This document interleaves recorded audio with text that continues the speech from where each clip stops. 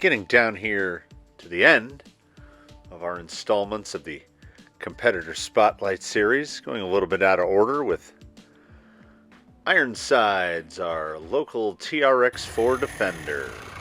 As a couple of these have begun in the past with a bit of a disclaimer, I recognize that Traxxas never really pushes very hard on the idea that this is a rock crawler. I mean, they call it something along the lines of scale and trail. And I think that's absolutely fair, because the Defender is the drug that got me into this. But I have, at this point, developed what I feel is a pretty good understanding of what the TRX-4 Defender is, which is kind of a basher that can also, at least to some degree, crawl some rocks. But due to the nature of it, and I'm speaking specifically about the Defender here, due to the nature of it, it can never be really great at it. I guess if you had a lot of slick rock and you picked just the right tires, maybe. But if you're here, it's only going to be so good. Anyhow, on to the body off portion, and it's going to look pretty much what a TRX-4 Defender looks like underneath. The changes are minimal. It's got a Trailmaster Sport, and before anybody lights me up about it having an 8-turn in it, that is an 8-turn 5-pole, which is basically the equivalent of a 21-turn 550 like the Titan that came in it. And the only reason that Holmes is in there is because, I don't know, we got sand or rocks or something into that Titan, and it started to sound really weird. So I've cleaned it out. It's still in a bin. It probably still works, but the Holmes has been in there. The shocks, like everything else, are completely stock. Never even messed with the oil in them on this climb right here, because that is such a abrasive terrain. The Defender can handle it pretty easily. But when you get to this, which has been featured in, I think, every Competitor Spotlight, the shape of that, there's a little ledge below the final ledge, and getting over that is not easy. But what the Defender lacks in raw climbability, it somewhat makes up for in just tenacity, in the form of landing on its wheels like 90% of the time. It's inexplicable. The weight is so high due to that body, yet when it rolls over, it just lands on its wheels like every time. So much like the theoretical million monkeys with a million typewriters penning the works of Shakespeare, if you give a Defender enough chances, it will make it to the top of an obstacle, which gives it a verticality of a very generous 7. And I don't know if how much of that is due to the tires, because as far as an OE tire goes, the Canyon trails are quite good. They're pretty soft. These have been cut but not siped. They've got hair buns in them for foams, because sometimes you want to drive in the water, and I noticed in early testing that the hair bun is as good or better than typical single stage foams, particularly like what comes in them from Traxxas.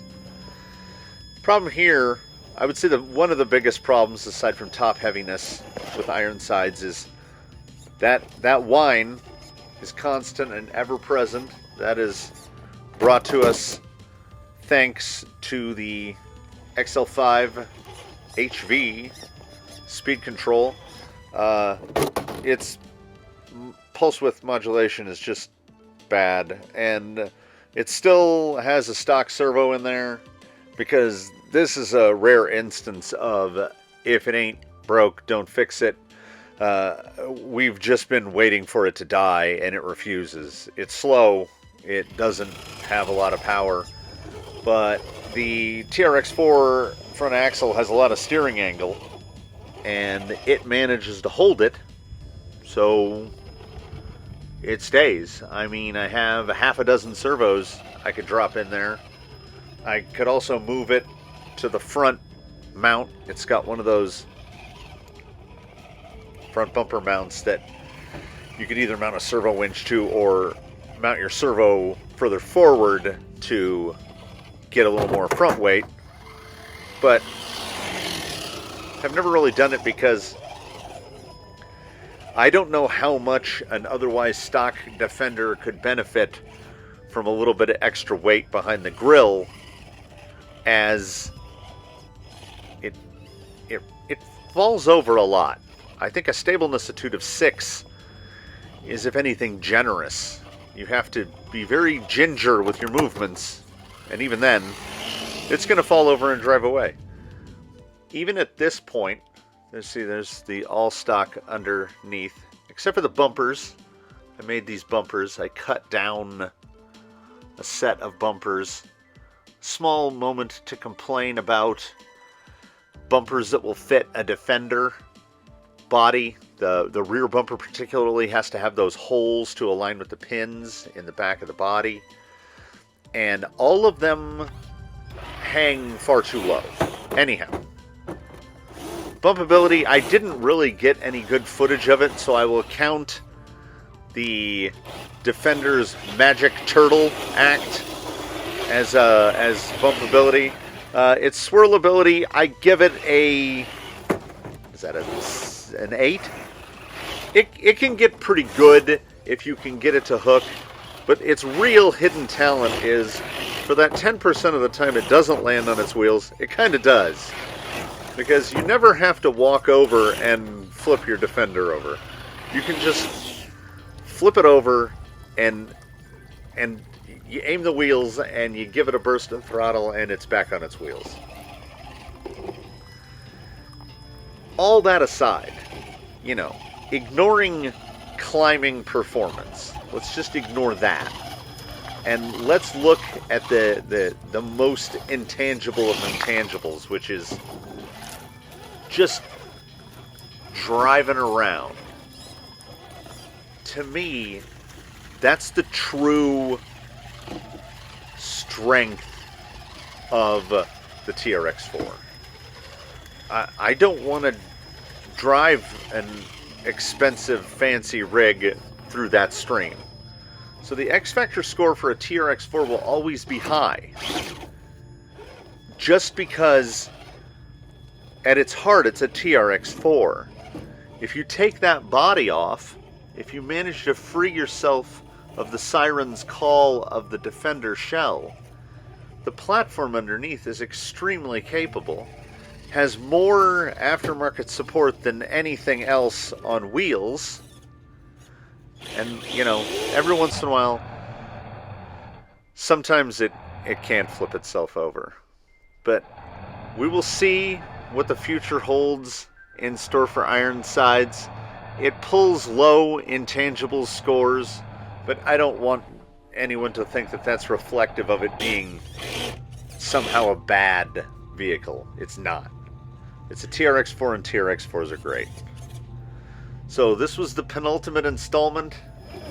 There's just one to go, and I hope to have that one up pretty shortly here. So stay tuned for that. Like, subscribe, do the bell thing, I guess.